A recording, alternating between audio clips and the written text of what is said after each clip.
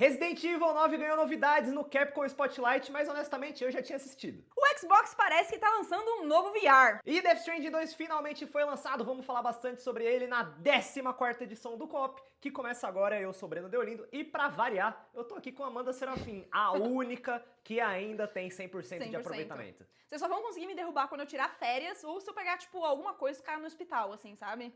Vamos ver. Eventualmente você vai dar um rolê aí pra outro país, alguma coisa do tipo. Quem sabe você não perde uma sexta-feira aí nos próximos meses. Mas por enquanto você segue sendo a única que participou de todas as edições do Co-op. Como foi sua semana, Amanda? Foi boa. Foi boa. Eu tirei até uma folga na terça-feira, olha só. Olha só, e você jogou bastante The Alters, né? Joguei muito The Outer. Gente, que jogo maravilhoso.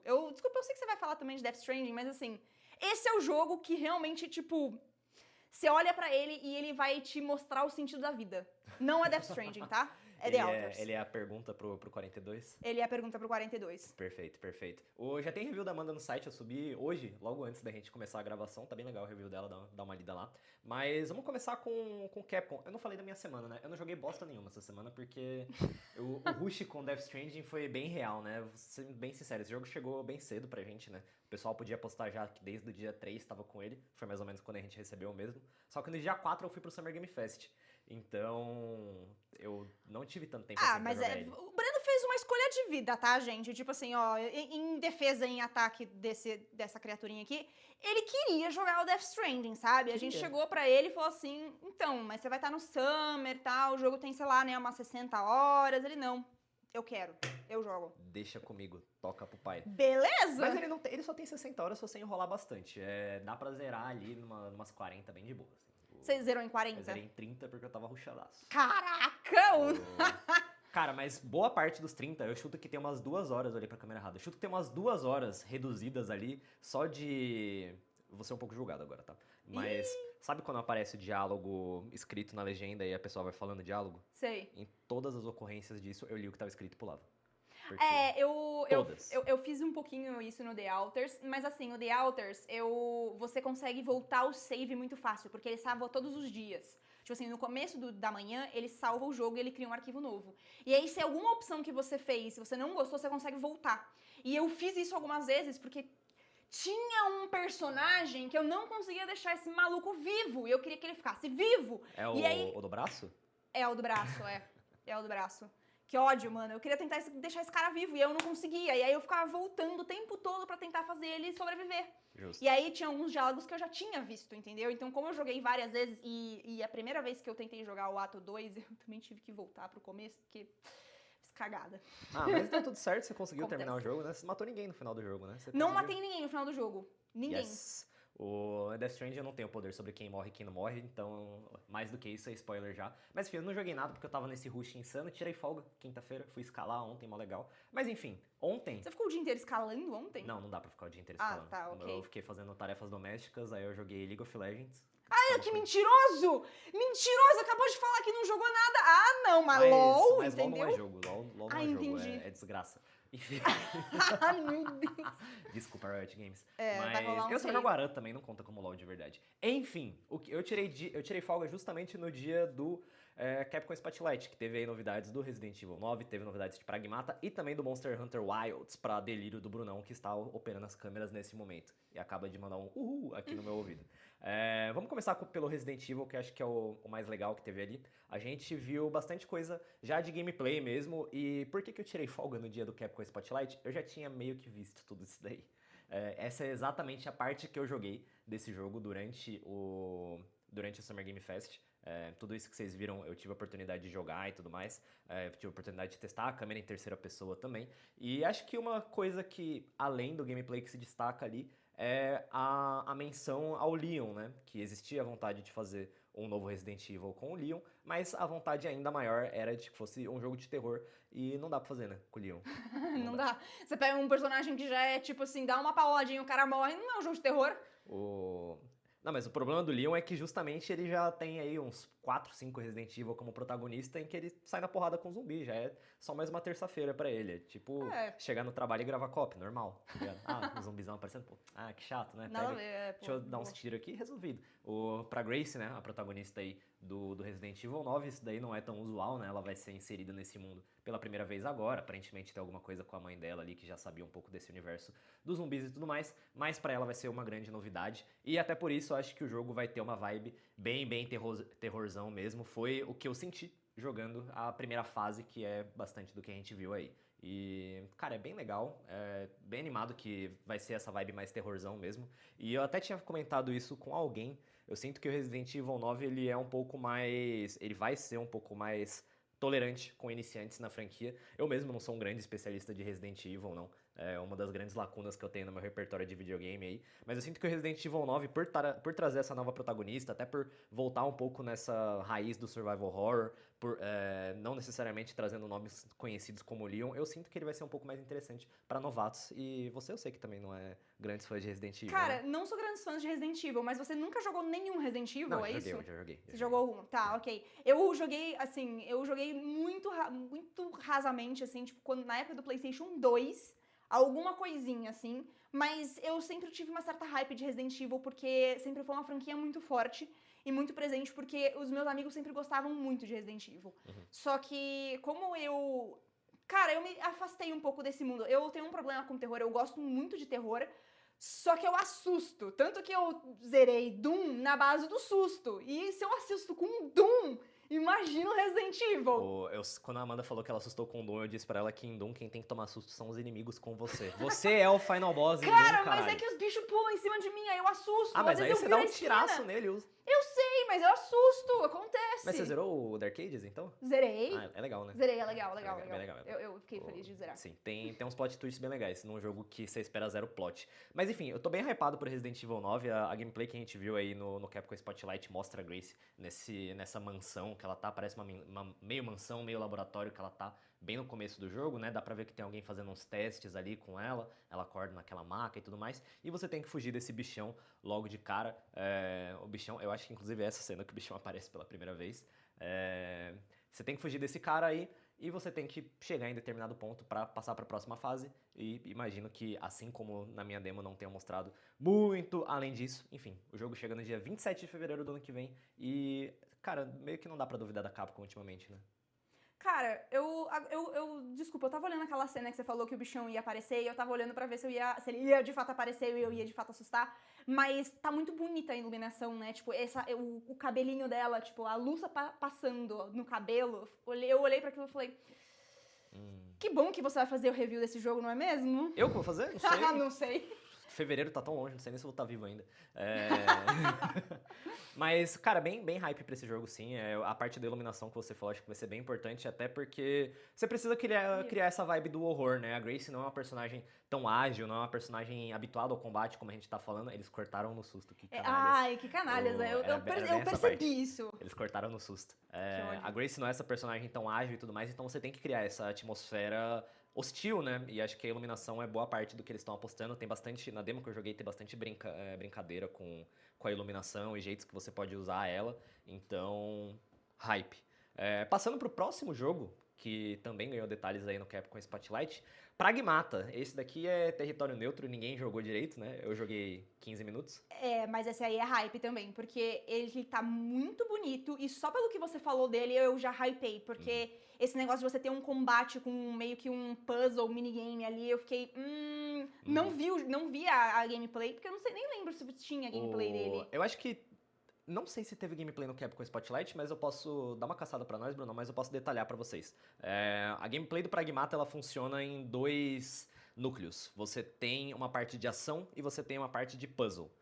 Vai mostrar agora aí. Toda vez que você encontra um desses robozões, você não consegue atirar nele só do nada, assim, que nem o cara tava tentando agora. Toda vez que você enfrenta um robozão, você precisa passar por esse puzzle, que é esse gridzinho, e você precisa controlar o seu cursor, e aí você usa triângulo, quadrado, bolinha X, ou X, Y e B, dependendo do seu controle, pra guiar o seu cursor até o pontinho verde ali. Quando você chega nesse pontinho verde, a armadura do inimigo vai abrir, e quando a armadura abre, aí você sim consegue atirar nele, e como você viu ali, o cara nem sempre ele vai seguir o caminho mais óbvio até o ponto, porque passar por alguns nódulos específicos vai te dar um bônus maior. Então, passar mais vezes pelo quadradinho azul vai te dar mais dano na hora de bater nele. Tem outros que podem dar atordoamento, tem outros que vão te dar algumas outras passivas ali pra você conseguir bater mais forte. Mas uma coisa que é muito legal é que tudo isso acontece em tempo real, né? Você imagina que esse sistema de puzzle vai dar um slowdown na ação, alguma coisa do tipo?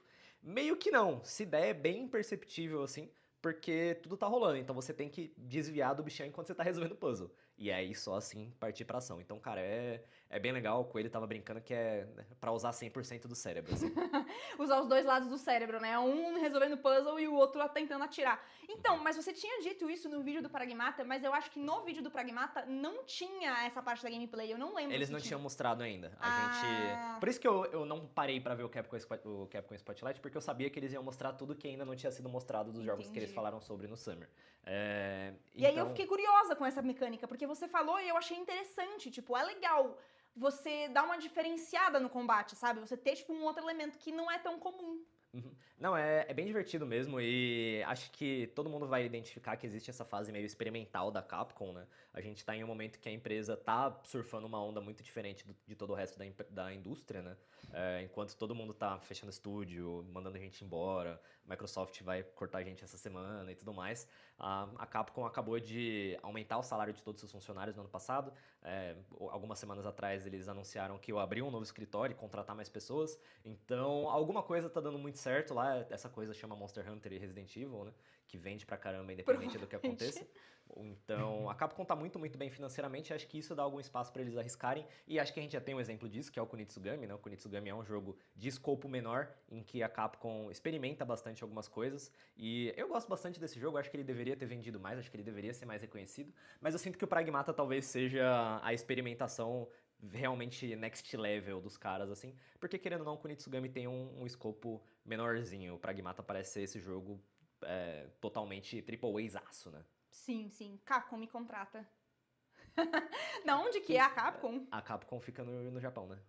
Ah, Ela tem... Imagino que tem escritórios nos Estados Unidos também, mas acho que todos os jogos dela são desenvolvidos no Japão. Não, acho que eu preferiria ir pro Japão mesmo. Apesar de que não é meu país sonho pra morar, assim. Mas me contrata mesmo Qual é assim. o seu país sonho pra morar?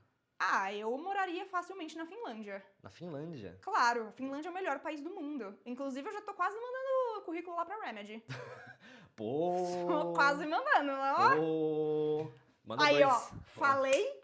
Finlândia é ótimo, gente. Melhor país. Muito frio, né, cara? Ah, não é tão frio assim, não. E Gostosinho. os finlandeses não são pessoas tão simpáticas assim também. Ah, isso não é verdade. Cara, quando eu entrevistei finlandeses na época que eu trabalhava com CS, foi bem esquisito. Eles podem. Não é que eles não são calorosos, mas simpáticos eles são. É difícil ser caloroso também quando faz menos 30 no seu país, né? Acontece. Mas o Japão é bem parecido, as pessoas não são extremamente calorosas, mas ainda assim elas são muito educadas. Acho que é uma coisa bem do Brasil. Enfim, o Capcom Spotlight ainda teve novidades de Monster Hunter Wilds aí, possível candidato ao jogo do ano, que vai ganhar 2 novos monstros, o Lagiacros e o Ceregios, que segundo o Brunão, também conhecido como Steve, os dois foram revelados aí num pequenininho trailer que saiu ontem. E em setembro a gente vai ter outra grande atualização do jogo, que ainda roda muito mal no PC, dizem boatos, né? Cara, eu gosto muito do design de monstros do Monster Hunter. O meu maior problema com o Monster Hunter é o Hunter. Porque eu queria ter os monstrinhos na minha casa, entendeu? Tipo, a minha vontade com o Monster Hunter é de, tipo assim, criar, pegar eles, botar numa coleirinha. O Brunão vive falando pra eu jogar o Stories, mas é que eu nunca olhei o Stories, mas eu tenho a sensação que o Stories ele é mais cartunesco, não é? É um pouco mais cartunesco, ele não mas é tão eu quero aquele dragão na minha casa, entendeu? Eu não quero, entendeu? Eu não quero Spyro, eu quero um dragão. O Stories é o Pokémon do Monster Hunter, pô, é onde você pega seus bichinhos e cuida deles. Ou no caso, o Pokémon é o Monster Hunter... Pokémon vem antes do Monster Hunter. Enfim, acho que é isso de Capcom por enquanto. Podemos passar para a próxima notícia dessa semana, que foi mais um item adicionado à categoria de itens que são o Xbox, como esse computador, como o celular da Amanda que está em cima da mesa aqui, como a TV ou o computador que você está assistindo, ou o celular que você está assistindo esse programa. Tudo isso é um Xbox e agora tem mais um para a lista, que é o MetaQuest 3S Xbox Edition, o segundo console lançado aí, anunciado em poucas semanas com a Label, né? Só a marca Xbox em parceria com outra empresa, tô fazendo referência aqui ao ROG Ally X, que foi anunciado em parceria com o Xbox. E cara, esse daí é extremamente esquisito, porque o foco dele é streamar jogos do Game Pass. Quase nenhum jogo do Game Pass tem suporte a VR, de você conseguir olhar pro lado e tudo mais. A proposta dele é você jogar as coisas numa tela grandona que tá sendo projetada no seu... Então, na verdade, o jogo não é VR, ele só tá, tipo, bem próximo de você. É, ficou um pouco esquisito como que isso vai rolar com o Game Pass. Eu imagino que alguns jogos vai dar pra jogar em VR, tipo tem Flight Simulator, por exemplo, que tem uma compatibilidade bem legal com o VR. Mas ainda assim eu achei um pouco estranho o jeito que eles anunciaram isso. Tipo... É que também, assim, eu acho que, cara, o mercado do VR é muito complicado, porque são poucos, e eu vou ser talvez um pouco babaca aqui, desculpa, mas são poucos os jogos sérios que você consegue pegar pra VR. Tipo assim, tem alguns que são realmente muito bons, mas eles geralmente são a exceção. A maior parte são, tipo, jogos mais casuais, tipo Beat Saber, etc e tal, assim. Você não vai jogar, sei lá... Acho que talvez até tenha algum Star Wars pra VR, mas, tipo, geralmente não é um título muito grande da franquia, assim. Eu sei que eu joguei Star Wars, mas é que pra mim VR é muito... Cara, tem jogos em VR que são bem honestos, assim. Eu lembro de ter jogado um pouquinho do Moss, que foi, por muito tempo, um dos melhores jogos VR que tinha saído. É uma historinha bem fofa, assim, e que aborda a realidade virtual de uma forma bem diferente. É mais sobre perspectiva do que sobre você andar pelo cenário e ficar olhando pro lado. É bem divertido o jeito que ele faz isso. Mas acho que hoje em dia a gente já tem alguns jogos que dá pra cravar que são pensados realmente pra realidade virtual. Alguns realmente são muito gimmick, né? Muito só, tipo, olha só, a gente tem isso daqui. E alguns funcionam bem só no gimmick. Por exemplo, o Super Hot VR é legal pra caralho. É muito, muito legal. Que é o jogo de tiro que você não pode se mexer, que quando você se mexe o tempo passa, enfim. É bem, bem da hora. E a versão VR dele é muito legal. O Tetris Effect, de certa forma, tem o VR como gimmick também. E te deixa bem tonto, mas é uma brisa, recomendo fortemente. E eu queria ter jogado o jogo novo da Enhance, né? O mesmo estúdio do Tetris Effect que teve lá no Summer Game Fest, mas eu não tive tempo.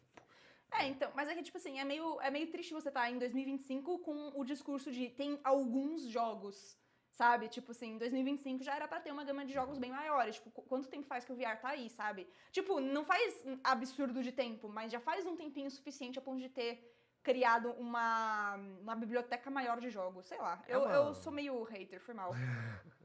É uma tecnologia complicada também, é muito, muito caro de você É. ter um VR em Isso- casa. Isso é uma coisa que me deixa meio hater também, de fato ser caro. Nem sempre é muito óbvio também qual VR que você vai ter que comprar, porque cada um tem as suas particularidades. Alguns você precisa ligar no PC, outros, como o MetaQuest 3S aí, você não precisa de nada, só precisa que ele tenha bateria. Essa é uma crítica muito boa, inclusive. Porque realmente, pra alguém que não conhece. Assim, pensa um pai tendo que comprar um VR pro filho e ele chegando lá e ele simplesmente, tipo. É impossível você saber. Você tem que, tipo, chamar um vendedor. Oi, qual que eu compro pra uma criança? Entendeu? Tipo, pra você explicar. Isso é uma crítica muito boa mesmo, porque realmente é confuso. Eu acho muito confuso a forma como eles vendem esses VR. Tipo, pra você saber com o que ele tem compatibilidade ou não. Então, e aí tem, sei lá, o PlayStation VR que é bem straight up, ele liga no PlayStation, só que aí dá pra conectar ele no PC agora, e não sei o que, enfim. Tem muito produto diferente de VR, o MetaQuest 3S aí, Xbox Edition é mais uma adição, ele vai sair por $400, vai chegar com 3 meses de Xbox Game Pass Ultimate e 3 meses do MetaQuest Plus, que é o serviço da própria Meta para você ter acesso ali aos jogos do catálogo deles. Então eu imagino que ele vai funcionar tanto para Game Pass quanto para os jogos da Meta, mas quando a gente está falando do ecossistema Xbox, aí sim ele é focado naquela gameplay esquisita com uma tela gigantesca projetada na sua sala. Não entendi muito bem, mas ok, e acho que isso desemboca até numa discussão um pouco maior de o que será a próxima geração do console Xbox, né? Porque... Eu acho que não será, ou a gente tá começando a pelo menos a desenhar algumas coisas que vão fazer parte da família nova geração de Xbox, porque a sensação que dá é essa. Então, a gente já teve aí o ROG Ally do Xbox, né, que foi anunciado durante o Summer Game Fest no Xbox Game Showcase. Eu joguei, inclusive tem um vídeo sobre isso, um short sobre isso no canal. Eu joguei o Gears Reloaded nele.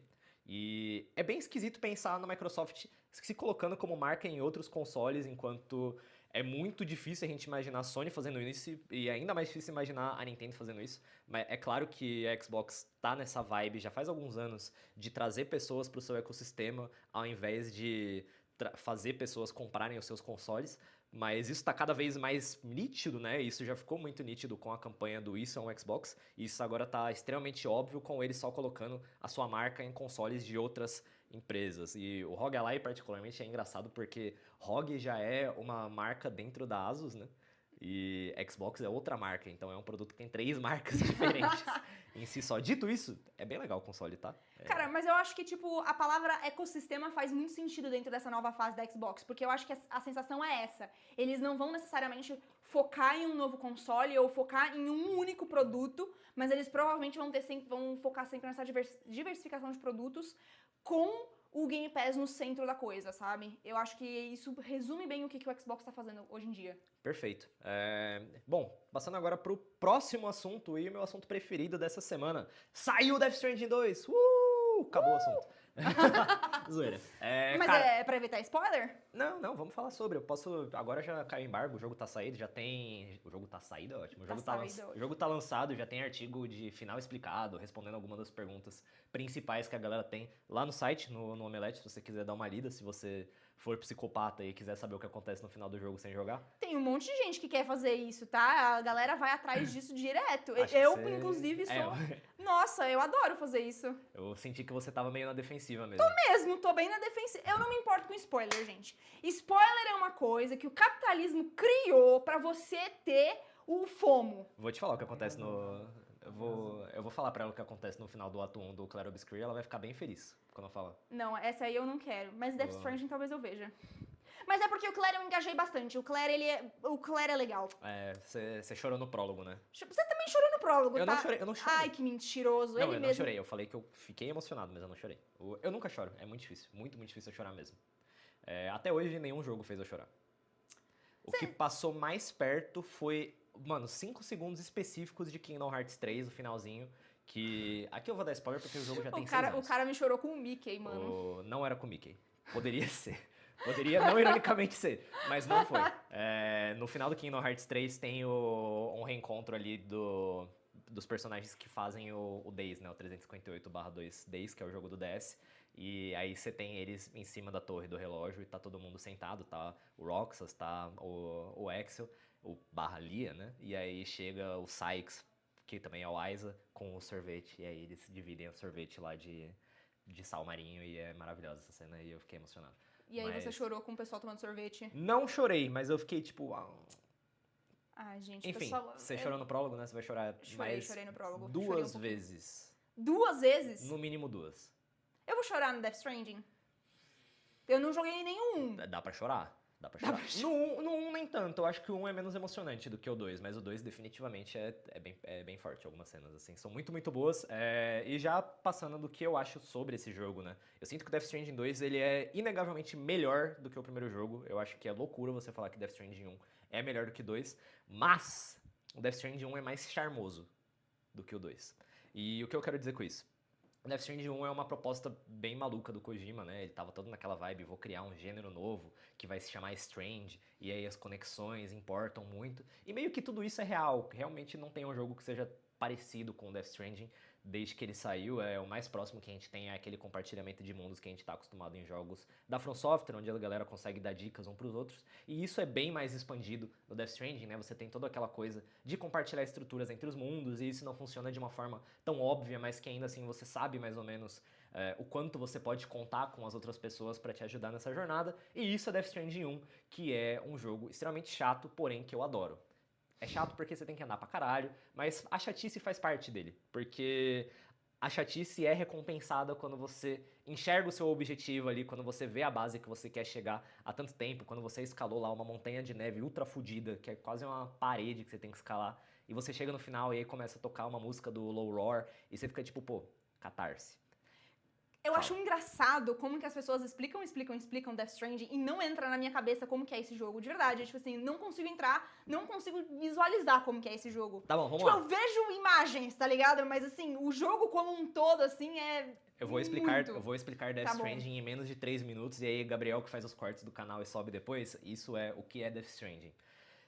Em Death Stranding você controla o Sam, que é um entregador. Ele é o que a rapaziada daquele universo chama de Porter. E ele é um entregador num mundo em que foi dizimado por um evento chamado Death Stranding, que faz com que as pessoas tenham medo de sair das suas casas por conta da existência dos BTs, ou EPs em português, que são seres que estão ligados ao mesmo tempo com o mundo em que a gente vive, quanto com a praia, que é como se fosse o limbo, como se fosse o purgatório desse universo.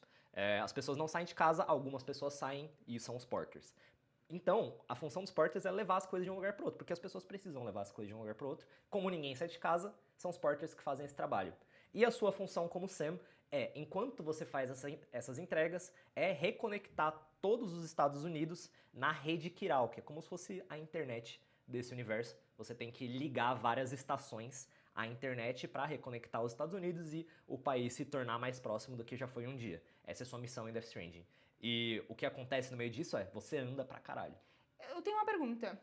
Não existe bike, não? O cara não tem uma bike? Existe. Bom. Existe. Pô, aí o cara vai andar os Estados Unidos inteiro a pé? Não. Nem pra pegar uma bike? É mais legal a pé, mas é bem mais legal a pé. Mas você pode construir veículos e tudo mais, tem bastante coisa que te ajuda, tem tirolesas, tem escada, tem muita coisa que pode te ajudar nesse percurso, mas essencialmente você vai andando ou dirigindo ou se pendurando de um ponto até o outro, e quando você chega no último ponto o jogo acaba. É meio que isso.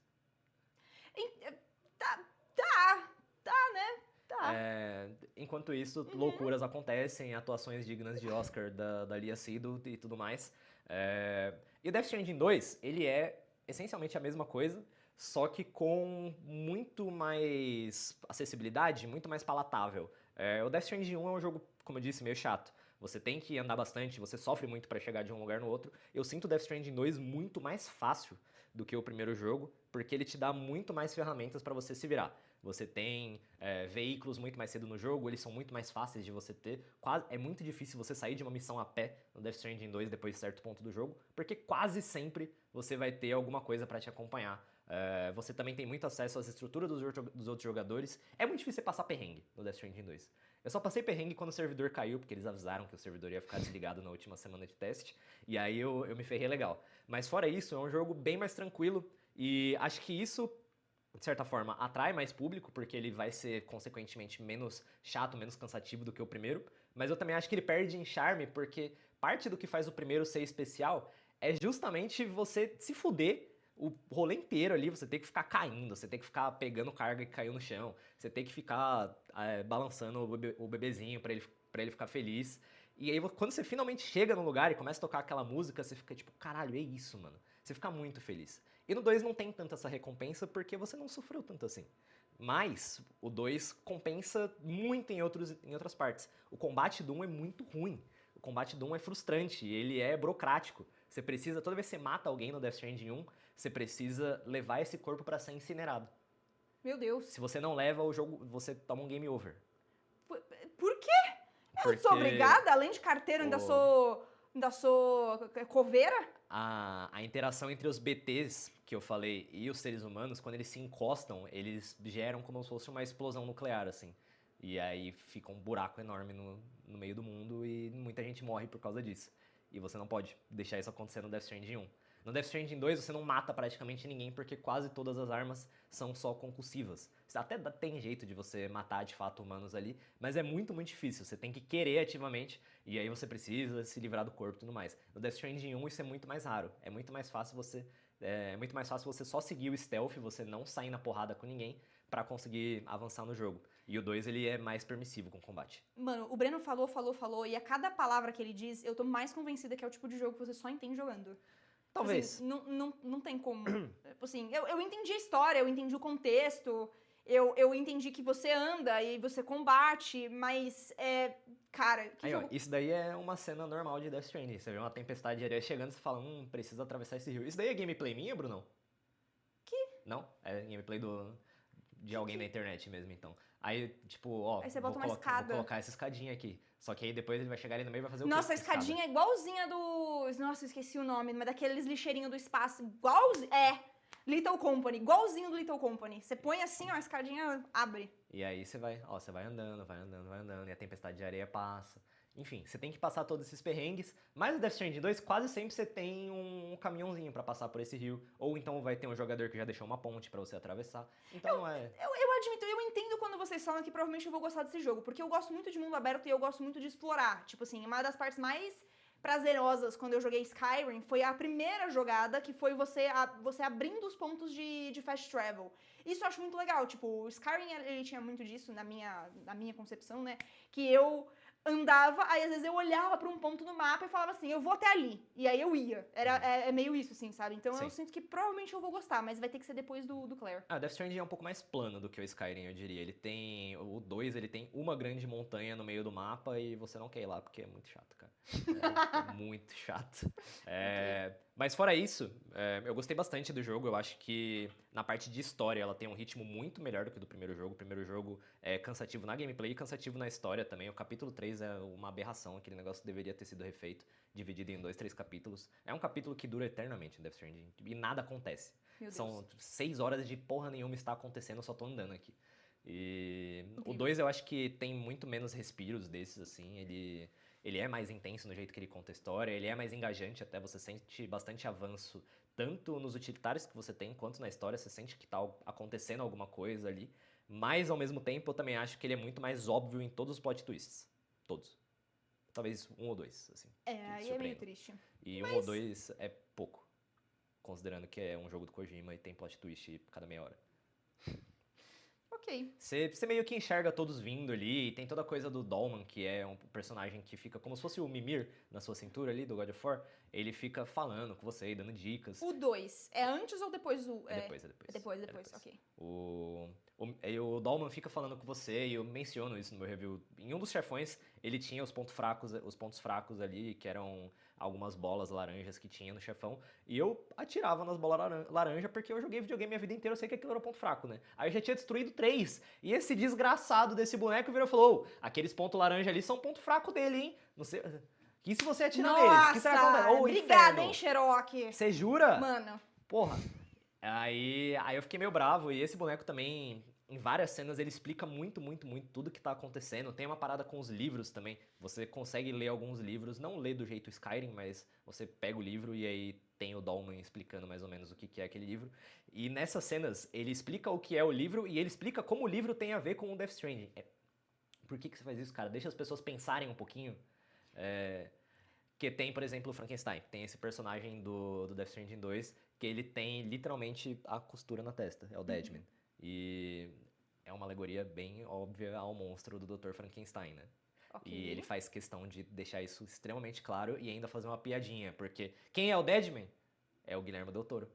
Quem é Guillermo del Toro? Diretor da próxima adaptação cinematográfica de Frankenstein.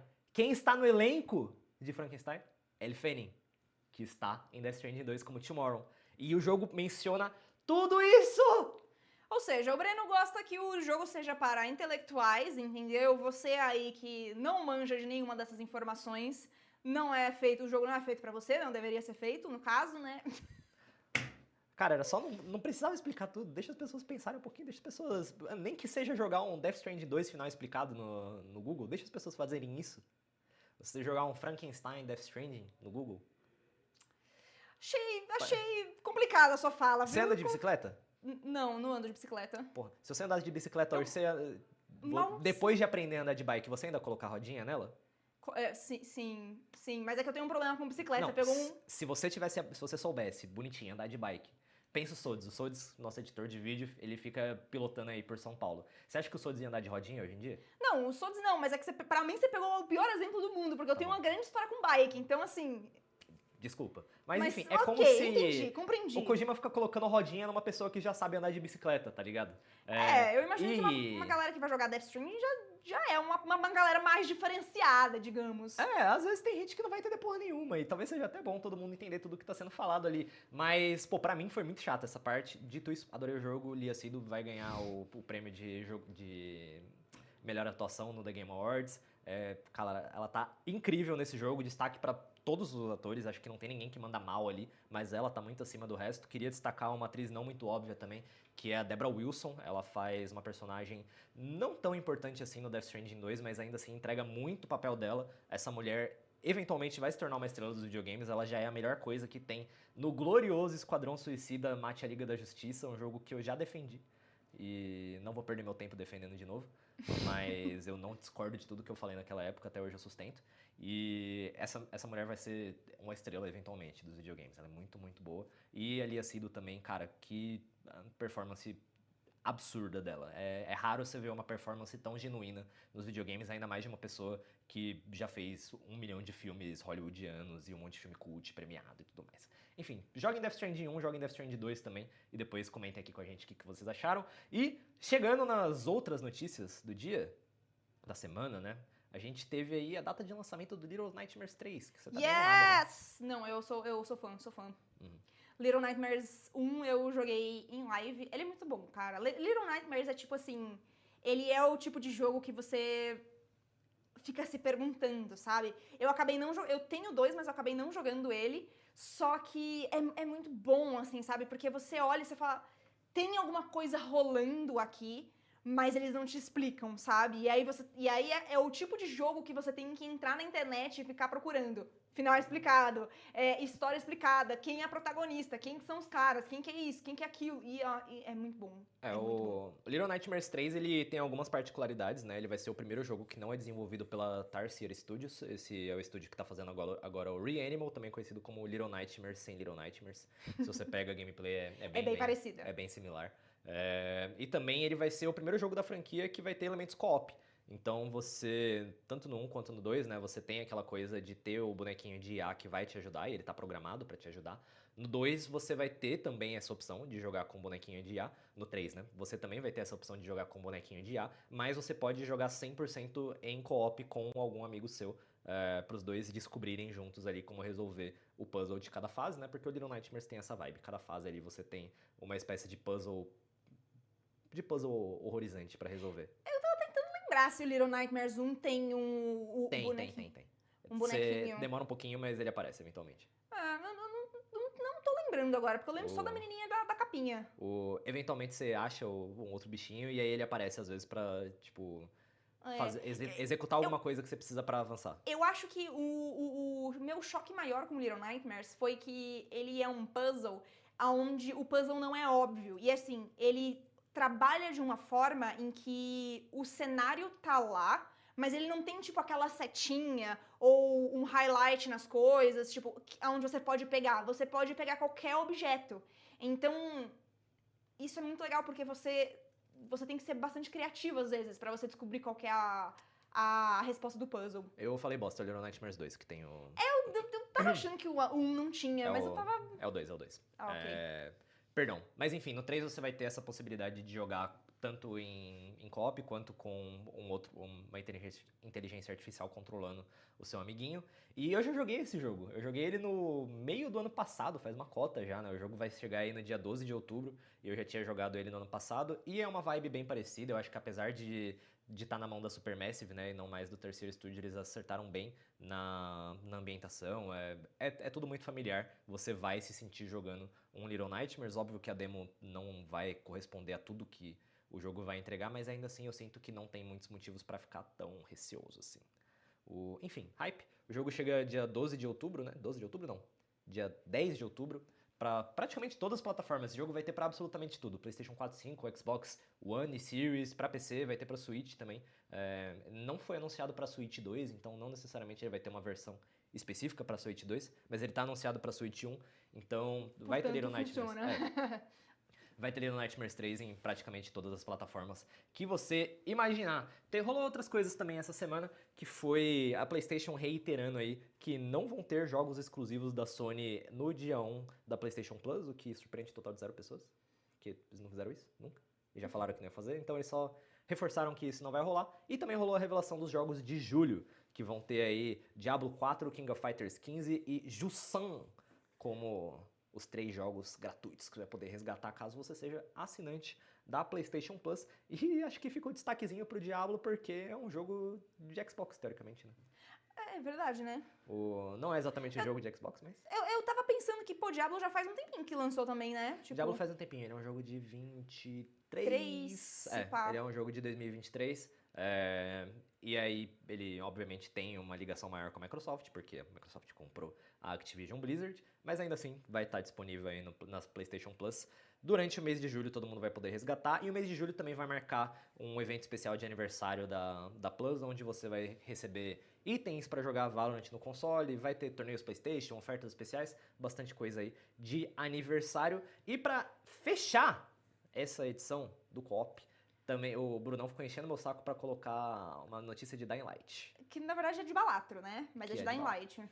Coloca aí na tela, Brunão. É. Dying Light vai ter uma parceria com o Balala, o Balatro, o verdadeiro GOT 2024, onde você vai ter uma skin de Jimbo, que é um personagem que meio que não tá no Balatro, mas ele se tornou o representante oficial do joguinho de carta.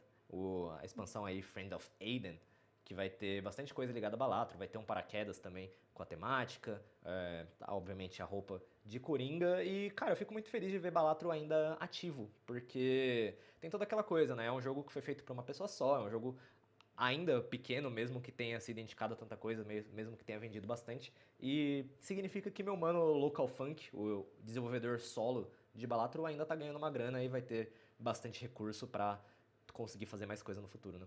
Cara, muito legal essa skin, inclusive, achei bem bonitinha. Uhum. Ah, vai ter update futuro em Balatro pra sair ainda. Sim, então, essa semana rolou um negócio engraçado, que foi o Local Funk, ele postou que ele finalmente conseguiu fazer 100% de Balatro. Ele conseguiu 100%. Ele, Tipo, jogar o jogo, fazer todas as conquistas. Ele, mais de um ano depois do jogo ter saído, 1 ano e meio quase. Meu Deus, ele foi o primeiro a conseguir? Não, Não. deve ter alguém mais cracudo que ele. Ele não foi o primeiro. Ele passou bem longe de ser o primeiro, na verdade. Só que é bem difícil de você... É o Completionist Plus, né? Você precisa pegar uma figurinha dourada em todos os Coringas, que por si só, cara, é um rolezaço pra fazer. Você tem que já ter zerado o jogo em todos os níveis de dificuldade, aí você tem que pegar todos os Coringas. Enfim, é um puta rolê. Tem bastante RNG envolvido, né? Você tem que dar bastante sorte. Mano. Então, cara, méritos demais pro Local Funk. Ele postou essa semana que conseguiu atingir isso, e ele disse que agora tá pronto para conseguir desenvolver uma grande atualização pro jogo, né? Atualização 1.1, e que deve trazer muito mais conteúdo. Eu amo o conceito do tipo assim, fiz o jogo, mundo, agora com licença que eu vou jogar o meu jogo. Aí fica um ano jogando, pra depois tipo, tá, acabou. Vou fazer mais jogo, vou fazer mais desse jogo aqui, tá mais coisa no jogo. Cara, mas eu amei, entendeu? Eu amei. É isso. Errado ele não tá. Não é como se ele tivesse muito mais pra fazer. O cara não gosta muito de aparecer em público e tudo mais, não tá dando entrevista pra todo lugar, então o rolê dele vai ser fazer jogo mesmo. Fazer jogo, Não, postar errado lá, ele não tá, não tô criticando. vai Achei bom. postar lá as demos do Reddit, ganhar uma grana, trocar zap com o Bem-Estar, que vai perder de novo, tadinho, esse ano, o The Game Awards. Que o Bem-Estar ele podia ter ganho como Clive, né? Ele foi o Clive do Final Fantasy XVI, protagonista do Final Fantasy XVI. Mas perdeu, e vai perder de novo esse ano. Ele vai ser indicado como um personagem que eu não vou falar o nome do Clair Obscur, porque ele não apareceu ainda pra Amanda. Então, Droga. ele aparece eventualmente, o personagem dele é muito, muito legal. E eu achava que ele ia ganhar até Death Stranding 2 sair, e agora eu tô convicto de que a Lia Seydoux vai ser a grande campeã esse ano. Bom, acho que é isso, né, Amanda? Acho que é isso. O- 0,5% das pessoas que jogaram Balatro conseguiram fazer esse achievement do Completionist Plus Plus. Eu passei bem longe de fazer isso. Não, eu Eu passei nem bem liberei longe. todos os Coringas ainda. Eu Olha nem. aí. Não, eu não vou nem falar porque deixa quieto. Eu Fala. joguei Balatro, tá? Joguei, ok, beleza. Mas eu não cheguei a zerar. Ah, é rapidinho. Então, mas é que eu me deu um pouco de preguiça. É que Balatro você não zera, né? Balatro você Você joga. tem que fazer, você tem que jogar, exato. É que chega um ponto que eu tenho tanto jogo pra jogar que eu falo assim, vou passar isso aqui na frente, vou passar isso aqui na frente. E aí meio que você vai esquecendo os que você abriu, tipo, há 2 meses atrás, 3 meses e fica lá. É foda, eu joguei Blue Prince uma vez e... Que absurdo! Mas Blue Prince vai estar indicado esse ano, você vai ter que jogar. Não, eu vou jogar. Eu quero jogar, eu tô sem nenhum review pra fazer agora, terminei o Death Stranding 2, é Então só... você só saia preciso- daqui e abra o Blue Prince. Então você sai daqui e abre o Clair Obscur? Ah, não, mas é porque eu tenho outros jogos pra fazer. Ah. Não, mas eu tô com review, você falou que não tá. Hã? Eu tô com review pra fazer. Tá? Tô. É verdade. Mas a gente já conversou sobre isso. Enfim, depois dessa pequena reunião de pauta aqui, a gente vai ficando por aqui. nessa 14ª edição do Co-op. Muito obrigado aí pela audiência, muito obrigado pra Amanda, que sempre está presente na sexta-feira no Omelete Company para nos agraciar com a sua presença. Muito obrigado a você que assistiu até agora e fica um beijo pra semana que vem. Nossa, esse final foi muito ruim. Enfim, a gente se vê semana que vem no próximo Co-op. Calma, peraí. Pera. Não, segura. Semana que vem talvez não tenha co-op. Olha só, semana que vem talvez não tenha co-op aqui no canal, porque estaremos no Anime Friends com um stand. Então, assim, fiquem ligados nas nossas redes sociais, porque a gente vai postar mais informações a respeito desse stand, mas a gente vai estar no Anime Friends com um stand grandão, que vai ser legal, muito bom, com várias coisinhas legais pra você fazer. Agora você pode fazer a finalização. Enfim, depois dessa pequena interrupção muito pontual da Amanda, concordo com tudo que foi dito aqui, a gente vai se despedindo de você. Então até semana que vem, talvez não no Co-op, mas com certeza em um próximo vídeo em que estaremos. Falou!